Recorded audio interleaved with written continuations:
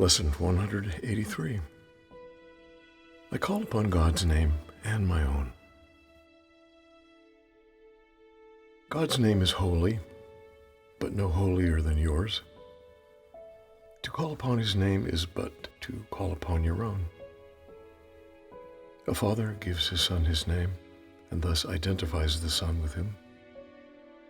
His brothers share his name, and thus are they united in a bond to which they turn for their identity.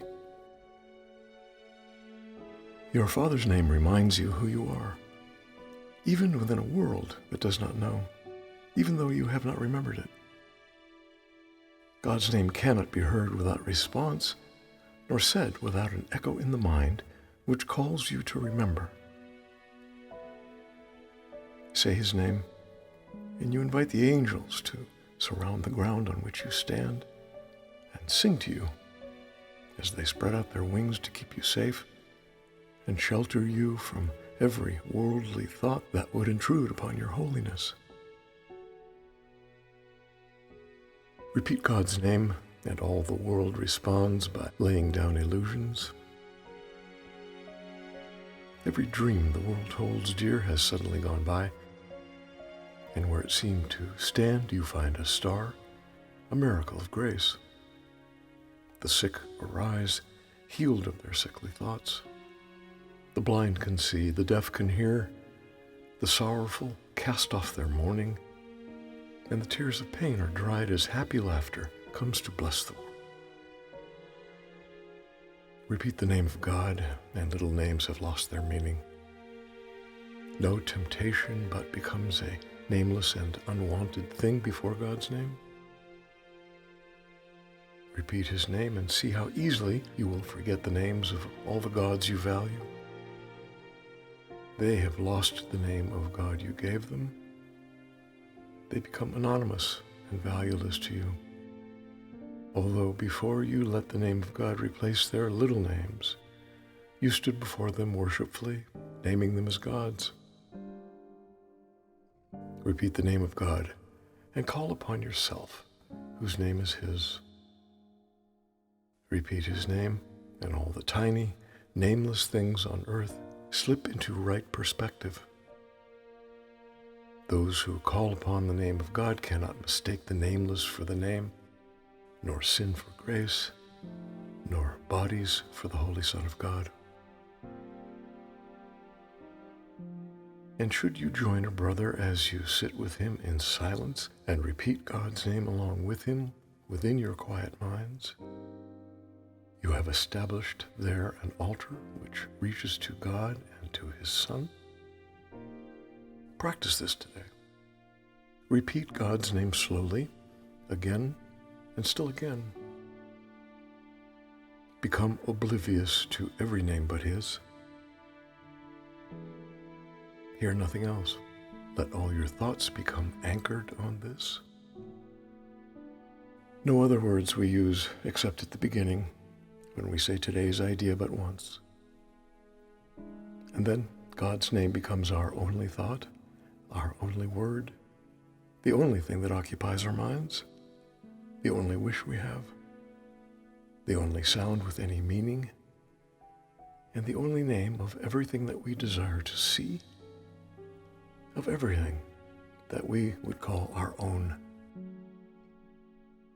Thus do we give an invitation which can never be refused, and God will come and answer it himself.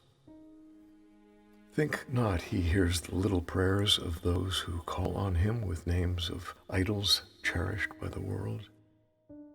They cannot reach him thus.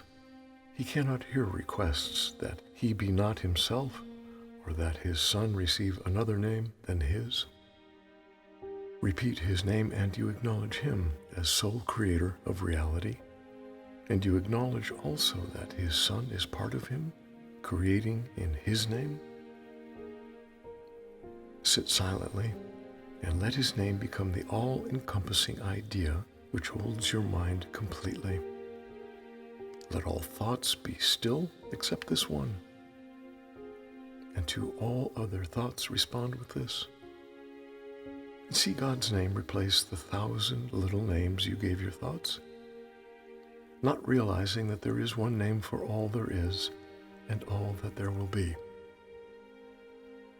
Today you can achieve a state in which you will experience the gifts of grace. You can escape all bondage of the world and give the world the same release you found.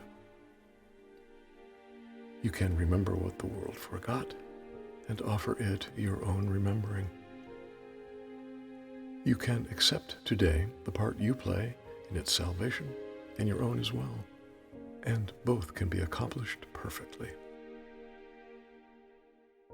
Turn to the name of God for your release, and it is given you. No prayer but this is necessary, for it holds them all within it. Words are insignificant, and all requests unheeded when God's Son calls on his Father's name. His Father's thoughts become his own. He makes his claim to all his Father gave, is giving still, and will forever give. He calls on him to let all things he thought he made be nameless now, and in their place, the holy name of God becomes his judgment of their worthlessness. All little things are silent. Little sounds are soundless now. The things of earth have disappeared. The universe consists of nothing but the Son of God, who calls upon his Father, and his Father's voice gives answer in his Father's holy name. In this eternal, still relationship, in which communication far transcends all words and yet exceeds in depth and height whatever words could possibly convey, is peace eternal. In our Father's name, we would experience this peace today, and in his name, it shall be given us.